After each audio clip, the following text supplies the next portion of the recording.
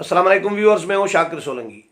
Viewers, army act तरमीमी bill की मंजूरी के बाद हुकूमत और अपोजिशन एक पेज पर आ गई हैं और बहुत ही इम्पॉर्टेंट डेवलपमेंट्स पार्लियामेंट के अंदर हो रही हैं। कानून साजी हो रही है, इम्पॉर्टेंट कानून साजी पहली दफ़ा 1.5 साल के बाद हुकूमत और अपोजिशन में हम आगी नज़र आ रही है। तो इस हवाले से आज बात करेंगे, लेकिन उससे पहले तफसील में मैं डिस्कस करूं तो इससे पहले दोस्तों से गुजारिश होगी कि जिन दोस्तों ने मेरा चैनल सब्सक्राइब नहीं किया वो चैनल को ज़रूर सब्सक्राइब करें ताकि आने वाली अपडेट्स आपके साथ शेयर हो सकें। और अगर प्रोग्राम अच्छा लगे तो इसको शेयर भी करें, लाइक भी करें और कमेंट्स भी करें।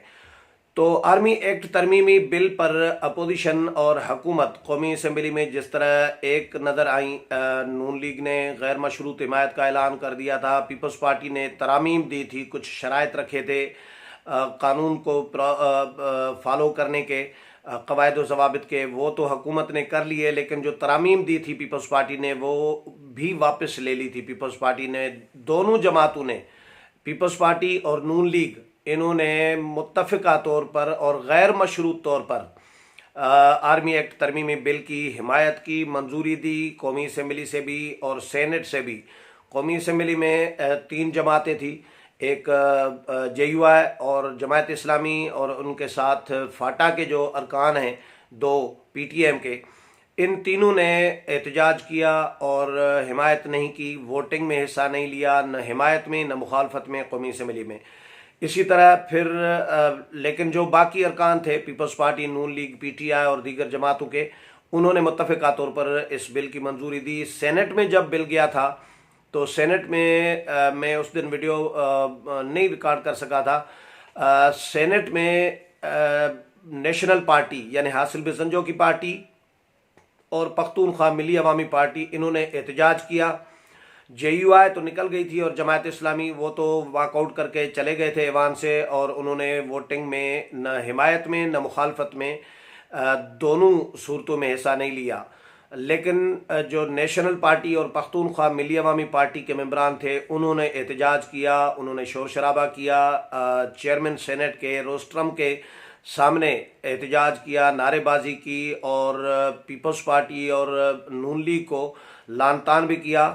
उस्मान काकड़ ने नून लीग और पीपल्स पार्टी के लोगों को इशारे कर कर के ये कहा, जो पख्तूनख्वा मिली अवामी पार्टी के सेनेटर हैं, कि पहले फवाद चौधरी की तरफ इशारा किया कि ये तो नमक हलाली कर रहे हैं, लेकिन आप अपने कारकुनों के साथ नमक हरामी कर रहे हैं। पीपल्स पार्टी को ये उन्होंने लान तान की और नून लीग को भी, लेकिन उन्होंने दायरे मंजूर करना था। वो मेंबरान क्या करें जब क़यादत ने फैसला कर लिया था, ऊपर लेवल पर ये मामला तय हुए थे।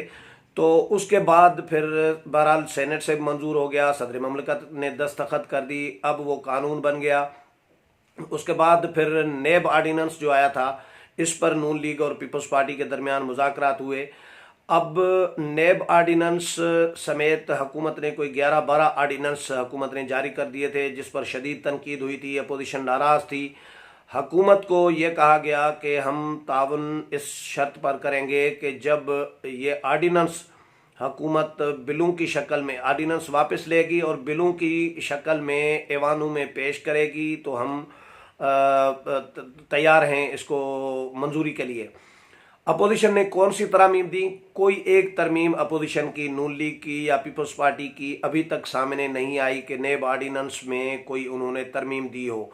जिस तरह आर्मी एक्ट तरमीमी बिल में कोई तरमीम नहीं दी नून लीग ने और पीपल्स पार्टी ने जो 3 तरमीम दी थी वो वापस ले ली थी, और कौमी सलामती का इशू और मुल्की हालात को पेश नज़र ये ऐलान किया गया, नवीद कमर ने किया, इसीलिए उन्होंने वापस ले ली थी। इसी तरह ही नेब आर्डीनेंस जो है गुज़श्ता रोज़ कौमी असम्बली में बिल की सूरत में पेश किया गया, और जो बेनामी कारोबार जो है, बेनामी अकाउंट्स का जो मामला है, जो आर्डीनेंस था, वो भी बिल की शक्ल में कौमी असम्बली में कल पेश किया गया। और दोनों बिल जो है वो कायमा कमेटीज़ को चले गए, मुतल्लिका कायमा कमेटीज़ को मज़ीद गौर के लिए दोबारा ये ऐवान में आएंगे।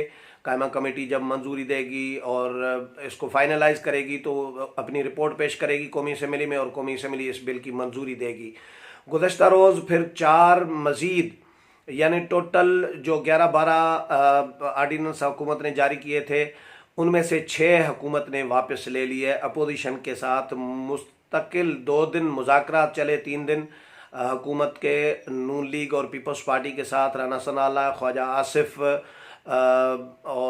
राना तनवीर, अयाज सादिक, नवीद कमर, राजा परवेज अशरफ, ये पीपल्स पार्टी नून लीग की तरफ से थे, और हुकूमत की तरफ से परवेज़ खट्टक, आज़म सवाती, अली मोहम्मद ख़ान और दीगर, ये स्पीकर चैम्बर में 2-3 दिन मुज़ाकरात मुसलसल होते रहे।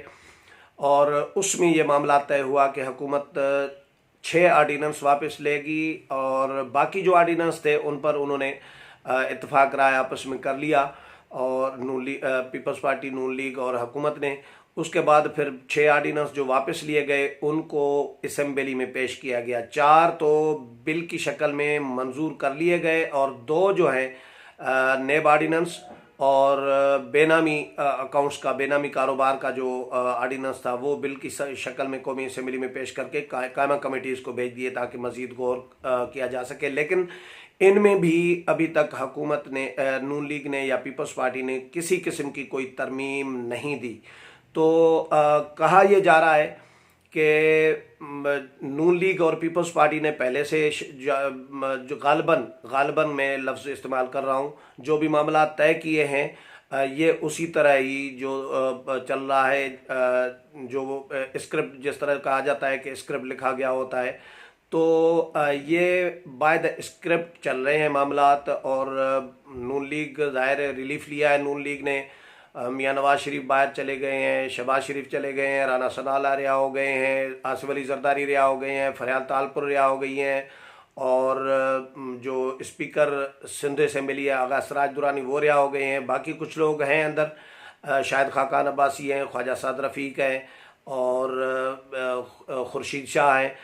तो इनके हवाले से अभी ज़ाहिर आगे चलकर पता चल जाएगा कि इनका क्या बनता है। लेकिन लग ऐसा रहा है कि मामलात ये जिस तरह हुकूमत और अपोजिशन की हम आहंगी हुई है, जिस तरह कानून मंजूर कराए जा रहे हैं, जो 1.5 साल में हुकूमत ने मुत्तफ़िका कानून साजी नहीं की, अब वो हुकूमत मुत्तफ़िका कानून साजी कर रही है, अपोजिशन को ऑन बोर्ड लिया हुआ है।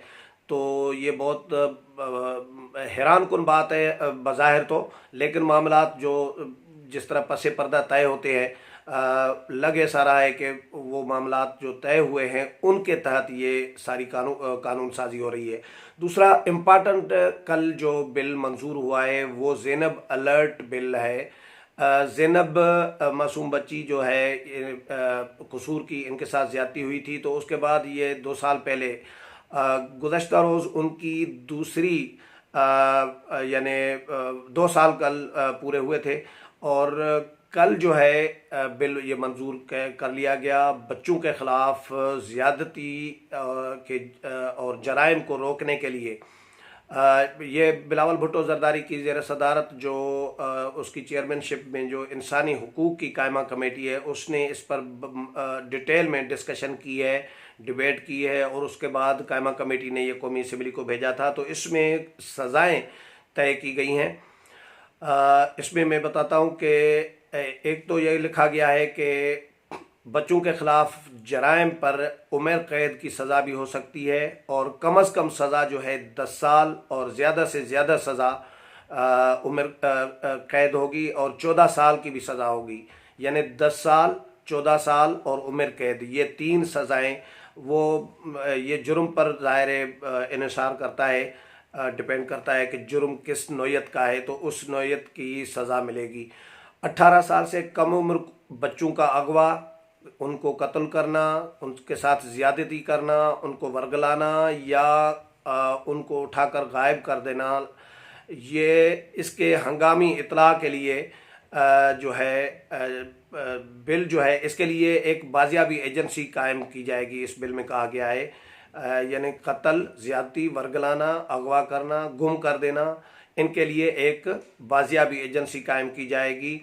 और ये भी कहा गया है कि जो अफसर 2 घंटे के अंदर बच्चे के ख़िलाफ़ जराइम पर रद्द अमल नहीं देगा, तो उसके ख़िलाफ़ उसको भी सज़ा मिलेगी, वो भी सज़ा का मुस्तहक होगा। और 1099 एक हेल्पलाइन कायम की जाएगी और हेल्पलाइन पर बच्चे की इतला दी जाएगी। बच्चे के हवाले से जो भी ज्यादती, अगवा, कत्ल, वर्गलाना या गुम कर देना उठाकर, तो इसके हवाले से जो भी शिकायत होगी वो इतला दी जाएगी 1099 पर।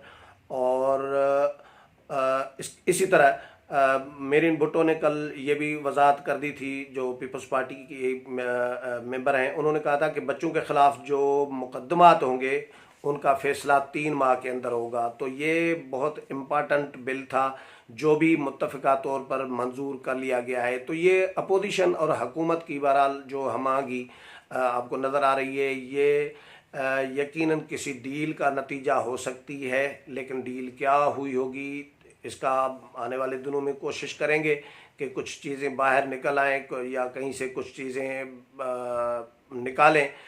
लेकिन फ़िलहाल अपोजिशन जो है वह तकसीम हो गई है आपस में, और नून लीग, पीपल्स पार्टी वो हुकूमत के साथ ऑन बोर्ड हो गई है।